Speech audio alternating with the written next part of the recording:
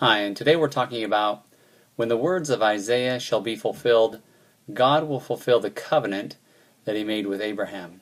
So today we're talking about 3 Nephi chapter 20 out of the Book of Mormon. This is an amazing chapter. We're only going to be able to skim just a bit of it.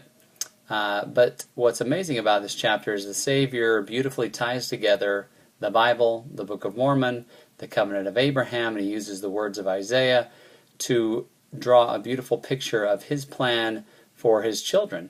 And a lot of us have a hard time seeing this grand of a picture, but here it is. He explains a lot of it. Again, we're only going to be able to touch a little bit of it, but he refers again to the covenant he made with Abraham, that in his seed, in fact, I'll read it. It's Genesis chapter 12, verse 3.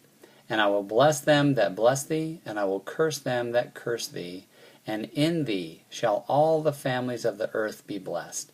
In other words, through Abraham and through his posterity, every family on the face of this planet is going to be blessed. So let's read some of the words of the Savior, see what he has to say.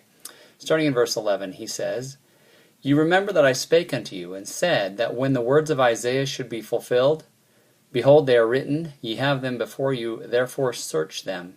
Verily I say unto you, that when they shall be fulfilled, then is the fulfilling of the covenant which the Father hath made unto his people, O house of Israel.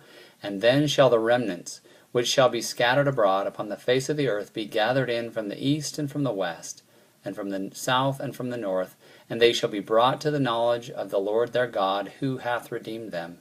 And the Lord hath commanded me, that I should give unto you this land for your inheritance.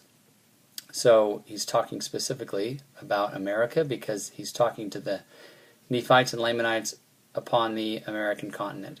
He then talks about more about this covenant with Abraham, and also uses the words of Isaiah to bring that together, starting in verse 29. And I will remember the covenant which I have made with my people, and I have covenanted with them that I would gather them together in mine own due time, and that I would give unto them again the land of their fathers for their inheritance, which is the land of Jerusalem, which is the promised land, unto them forever, saith the Father. And it shall come to pass that the time cometh when the fullness of my gospel shall be preached unto them, and they shall believe in me that I am Jesus Christ, the Son of God, and shall pray unto the Father in my name. And then shall they say, How beautiful upon the mountains are the feet of him that bringeth good tidings unto them, that publisheth peace, that bringeth good tidings unto them of good, that publisheth salvation, that saith unto Zion, Thy God reigneth. Again, this is a wonderful chapter. I invite you to drink deeply from these words, to understand and come to understand what the Savior is saying and how he's bringing this whole picture together of his plan for his children. And until next time, happy reading.